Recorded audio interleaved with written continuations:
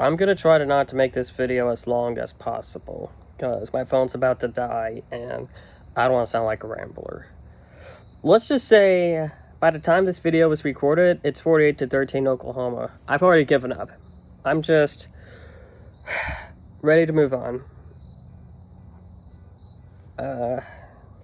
Sorry, there's like car honking going on. Alright, let me get into the video here. This was a horrible way to end the year. And I know that we have a bunch of opt-outs, but I really wish we would have gave more of an effort. You know, I didn't really expect to win tonight because of all the opt-outs. You know, it's really tough to have an offense flowing, like an offensive rhythm when you have your top four receivers out and, you know, defense is just playing the way it's been all year. Even with some of the starters out, it's just been playing like this all year, but this is just embarrassing. This is flat out embarrassing. This is worse than the Sugar Bowl against Louisville. And I know they had all the starters, and I know there weren't opt-outs weren't common back then, but at least that team gave it effort. This team didn't. The coaching staff didn't. And it feels very frustrating. Dan definitely didn't care. And you know, but here's the thing, I'm not going to use this as an excuse, because let's be real. You know, we all made fun of Georgia for losing to Texas, but honestly, they didn't really care. But you know what? They only lost by a touchdown. We lost by 5. It's humiliating. This is a humiliating way to go out. And it's just sad. You know, and Trask, he had a terrible first quarter, nothing to defend, but as the game went on, the Trask-Emory thing, Dan got weird about that, and it worked for a bit, but it just wasn't there, and honestly, I think Trask just, with having his top 4 targets out, it just wasn't his game. And, you know, I know some people are going to be saying Pitts and Tony carried him, and I think it's absolute BS. I think just the receivers weren't that good, and let me just say this, I don't think Kyle Trask will be the only quarterback to have that kind of struggle without his top 4 targets. I think quarterbacks like Trevor Lawrence, Mac Jones, like if they certainly didn't have their top 4 receivers out there, they probably would be struggling too to make a connection right away. You know, these things take time, and this was a bad time to like, hey, you got 1 game left, but all of your top targets are out. So try to see what you can do with these top receivers. And that showed tonight, but this was most likely his last game, and I hate that this was his last game, but I just want to thank Kyle Trask for everything. We still love you. You're still a great quarterback. I still think you're going to be good in the NFL.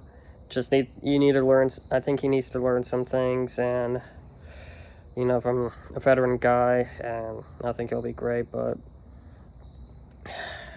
you know, tonight was just a step back, and it feels like this game might have ruined his draft stock. And honestly, with the way Emory Jones was getting some playing time, it really felt like Dan was just trying to protect his draft stock at that point, and just said, you know what? You know, let's get Emory some reps. You know, get Emory Jones some reps. And he's most likely going to be the starter next year. We need to get him ready. That's how I felt about the way Dan held the game. I think that's what his mentality was. I gotta say, Emory didn't look terrible, but he has some issues. But Trask did too, and I think a long off season with the starting receivers, getting connections and all that, I think that'll help. You know, I'm not really worried about this team next year. I think this is just one of those things where nobody really cared. Practice time was short. I'm not terribly worried, but at the same time, I'm not really impressed. Now, let's talk about the biggest thing Dan needs to do this offseason. Fire a certain someone. Todd Grantham. It's inexcusable to have this Florida defense, okay? I know Steve Spurrier had bad defenses, but this isn't the 90s anymore. This isn't the early 2000s where we can get away with this. We need an elite defensive coordinator, all right?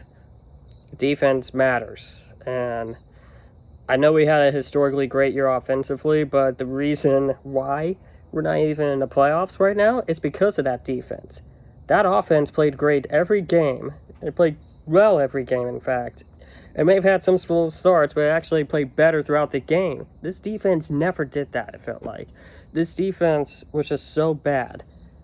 And honestly, I'm done with Todd Grantham. If Todd Grantham isn't fired, I am going to question Mullen a bit, because how can you keep a guy like that on your coaching staff?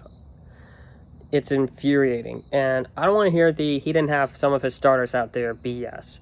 All right, we've had our starters playing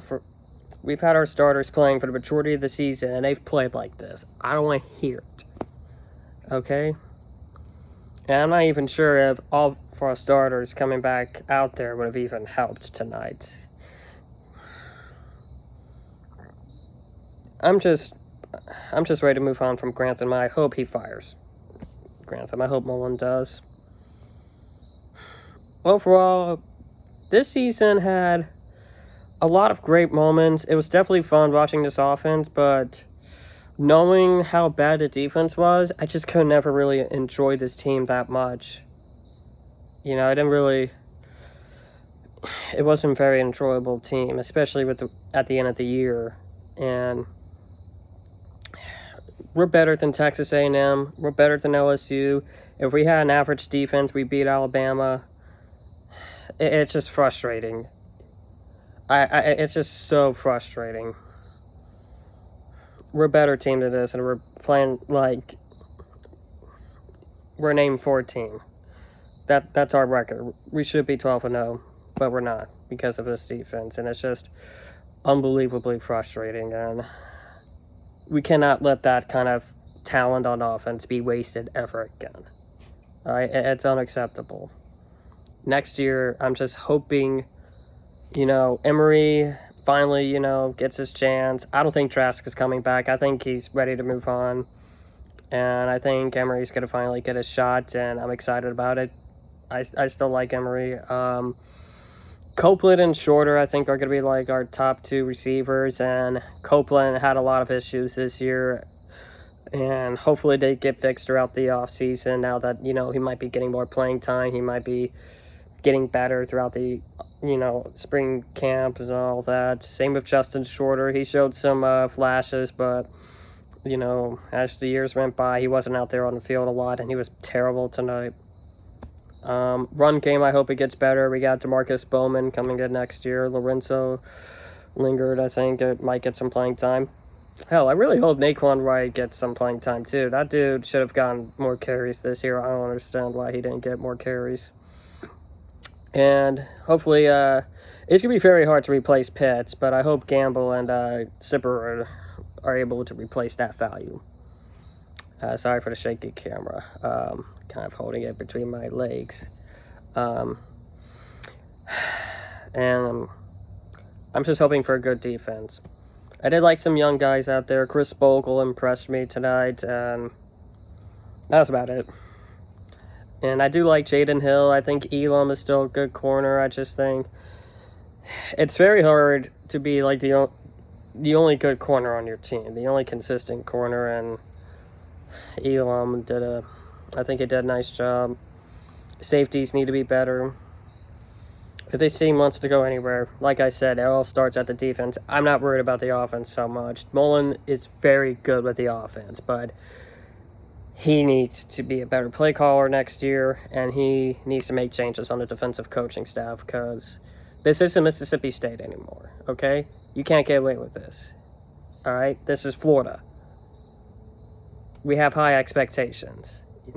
It's been hard trying to get back to where we were after Meyer left, and I still believe in Dan Mullen, but he's just got to realize that he needs to be more serious. He needs to let people go.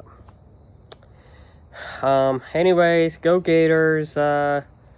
Hopefully we do better next year, and I'll see y'all later.